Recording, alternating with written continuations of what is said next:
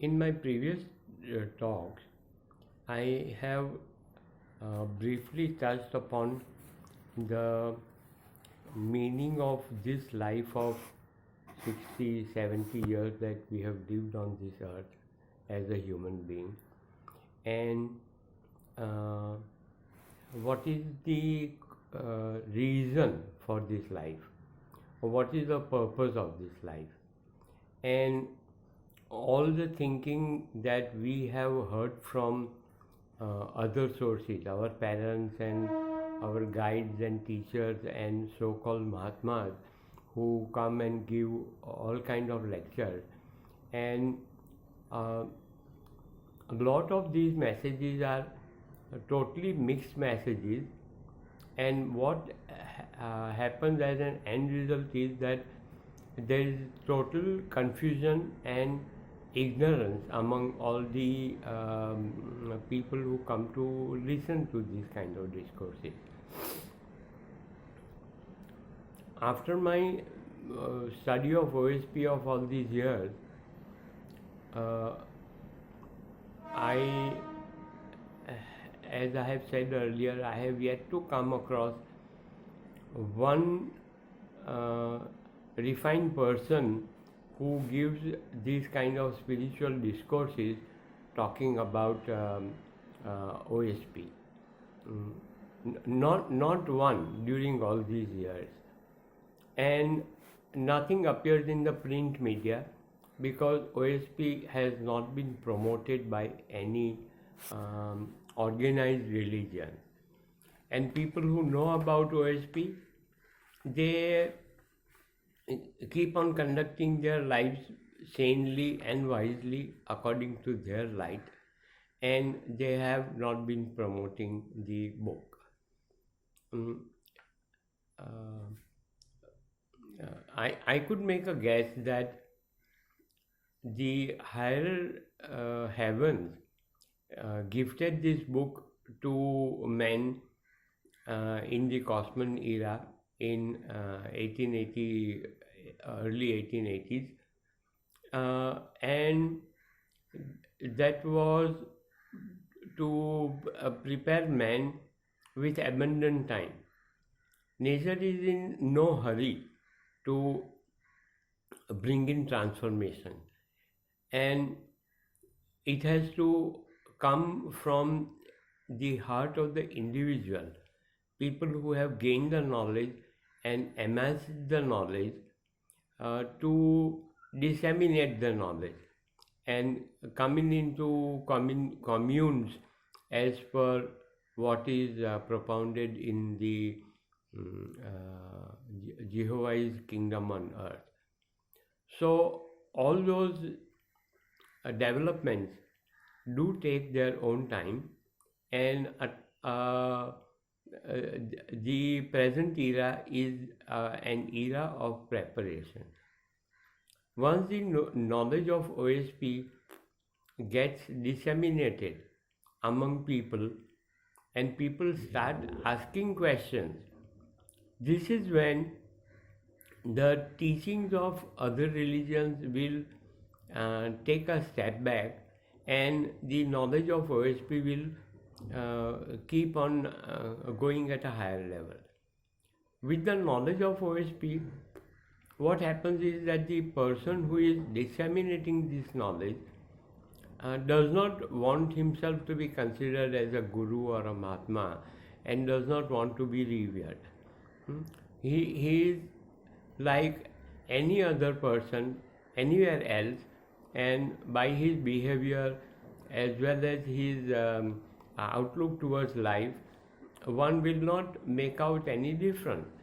But one can make out a difference only after starting to deal with him and starting to talk with him.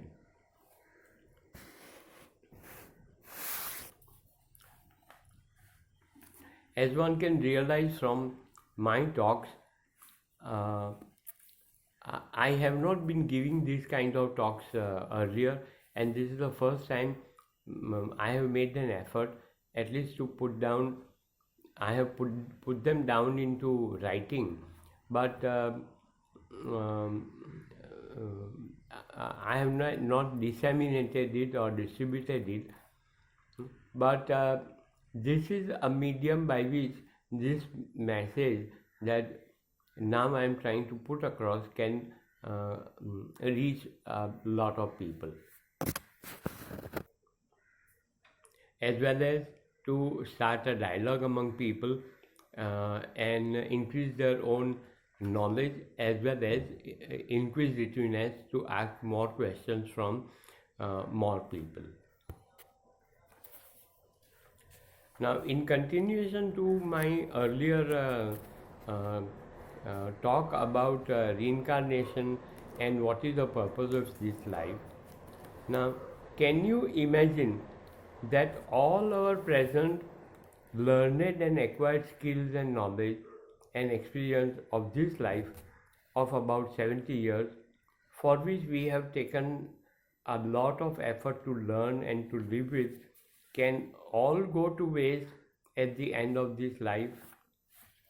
This is a question which needs a very plausible answer, something that can satisfy everyone's curiosity. All the teachings which have been propounded by all the scriptures in all religions is very muddled. It is a lot of it is hearsay, and it does not stand up to logical and intelligent reasoning. All that these theories do is to shift the onus and responsibility of our lives to some other phenomena. Hence, each one's conscience becomes clear and shifts the responsibility as well as the blame somewhere else. So, when the responsibility and blame is shifted, or it is accepted by everybody, then everybody's mind and conscience becomes clear. But that is not the intelligent answer to a penetrating question. Everything which is propounded by these theories is very unclear and therefore confusing for all who have this kind of inquiries, as well as want to have proper understanding and satisfactory answers. How can one have any satisfactory answer, because no one has been there to give us any logical or practical answers?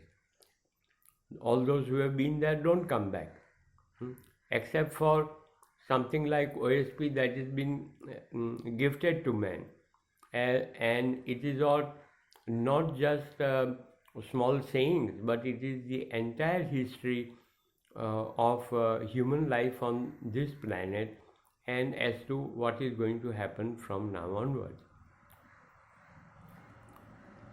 All the scriptures have ascribed certain stories which are supposed to have been handed over through the centuries, leading to unexamined beliefs, and these lead to rituals. And what are rituals? According to the philosophy of Tao, ritual is the beginning of chaos. And what we see happening around our places, especially in India, is we conduct all kind of pujas on certain auspicious days or certain days of the week which are considered to be sacred, and other as if other days are not sacred. A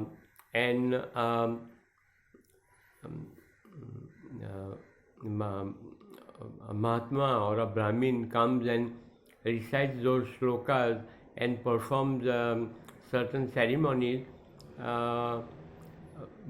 One wonders as to how much he knows. A lot of times he is a much younger fellow who has made certain shlokas by heart. Do his way, do his thing for the day, collect the money as well as whatever other gifts are offered, and call it a day and be happy thereafter. More on the next one. Thank you.